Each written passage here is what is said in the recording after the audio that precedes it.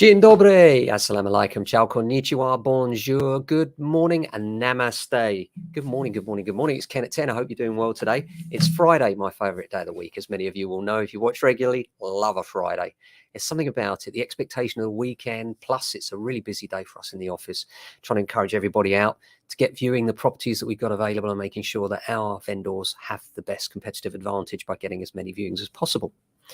Apart from that, it's that expectation of the weekend, isn't it? Something special about, the weekend. It feels like well, it is a little holiday, isn't it, for most of us in one respect or another. Now, a key judgment this week. By the way, if you haven't been here before, welcome. This is Ken at 10. We broadcast about all things property every day, every weekday at 10 a.m. So make sure you join us.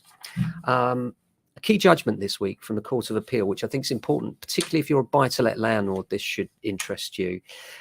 We've had this problem in the past where some judges might kick out a case where a notice has been served under a mandatory ground and some of the paperwork is signed by the agent and not the company. This particularly relates to companies, and obviously as a letting agent we often sign on behalf of many different clients all over the country and indeed the world their tenancy agreements, their statutory information documentation, including deposit certificates and the like.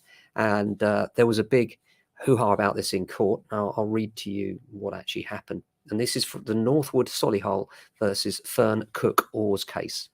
And it came about as a result of the Solihull branch of Northwood using a Section 8 notice to evict a couple who had stopped paying rent in 2019. So they served a Section 8 notice, Section 8 Ground 8. What that means is it's a mandatory notice. It means that if you have more than 8 weeks arrears at the point when the notice is served and more than 8 weeks of arrears when the matter goes to court, then the ground is mandatory, meaning the judge has no discretion and has to order possession if the rest of the documentation is in order. And in this case, Mr. Fern and Ms. Cook argued that their eviction notice had not been signed by the two authorised signatories or by a company director in the presence of a witness. The couple contended that this breached Section 44 of the Companies Act 2006. The High Court judges then ruled that this law did not apply to eviction notices, but did uphold the couple's claim that it applied to a confirmatory certificate for a rental deposit. Now, Northwood's legal representative argued that even having a second signature would have done nothing to improve the tenant's position. Today, with the case elevated now to the Court of Appeal, judges gave their final verdict on the case. And this means that a single authorised employee on behalf of a landlord or letting agent can sign, hallelujah, without fear of that coming back to haunt you.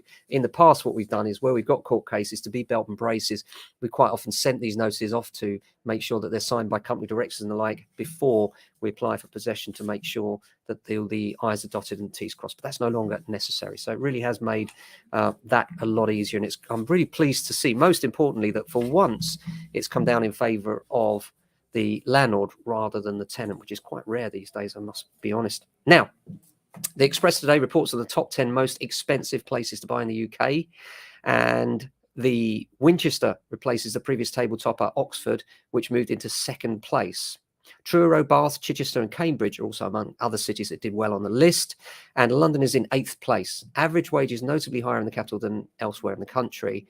Overall, the research shows that while city house prices rose up to £287,440, a rise of 10.3%, wages only rose by 2.1% to 35,677. As a result, the average home in a UK city now costs 8.1 times the annual earnings.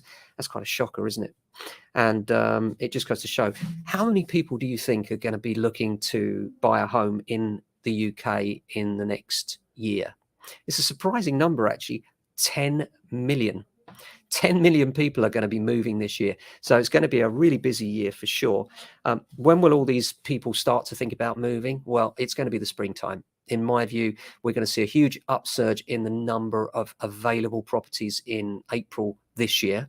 At the moment, confidence is still running quite high, albeit in light of everything else that's going on with Russia and everything else.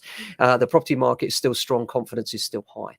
So if you're thinking of selling and you don't have to find another property to move to, now could be the ideal time, because there's a low supply and confidence is high. The difficulty you might find is in finding somewhere to go. But if you have somewhere to go, or you're prepared to vacate, then it could be a very, very good time for you to market right now. I had a call yesterday about HMOs, housing multiple occupation, the different definitions. Now, an HMO is for landlords where the tenants, there are a number of tenants in a household that do not make up one family. And this is a common problem now. A definition of a small HO can be as few as 3 people if it's two different families now, as far as Lambeth is concerned. And it varies from council to council. So you need to check the HMO regulations where you are if you're a landlord and you've got more than one family living in your property, because you could be in breach of regulations without even realizing it. So make sure you check and just Google the name of your local authority and HMO, standing for housing and multiple occupation, and the rules will be there. But it's really important that you have a look at those, because you will find that you might find that you'll be surprised by the fact that you're a house in multiple occupation, which can lead to massive costs. And it might well be the case that you need to rethink the whole strategy of renting that property out. Many landlords, in fact, over the last year have chosen to take the opportunity of a busy market to sell, and that's reflecting through in rents, which have gone mad, as we mentioned yesterday. Absolutely crazy across the country. There's not enough supply of rental property, and it really is restricting people's ability to move.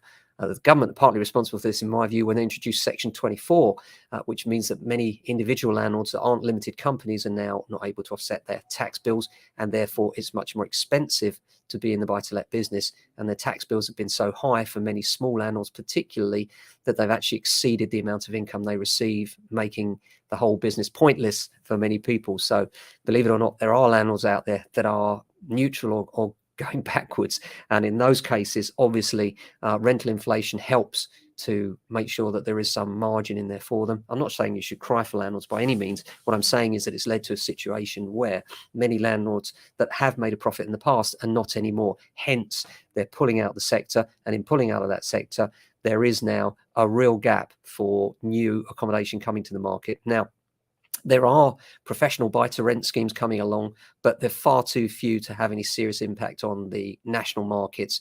And so the build-to-rent schemes, good as they are not going to fill the gap. What you need is the small landlord to fill that gap. And if you want the small landlord to fill that gap, then really, I think you should change the tax regulations. But that's a story for another day. So apart from that, lots of valuations today I'm pleased to see across Streatham, Norbury and Thornton Heath for us. We cover all 3 of those areas, and they're all equally important for us, because on the one hand, we've got Streatham, which is a great area, really up and coming, on the back of Brixton, particularly in the gentrification there. We found a lot of gentrification in and around the Streatham area. We've got some beautiful period homes there. And then Norbury, that's where we're based, a little bit more affordable, but still SW16. And if you want more bang for your buck, a little bit more for your money, then CR7, Thornton Heath, is right on our doorstep. It's got some lovely homes which are a little bit cheaper, can give you slightly larger accommodation for the same money, because that's what it's all about, isn't it? Bang for your buck.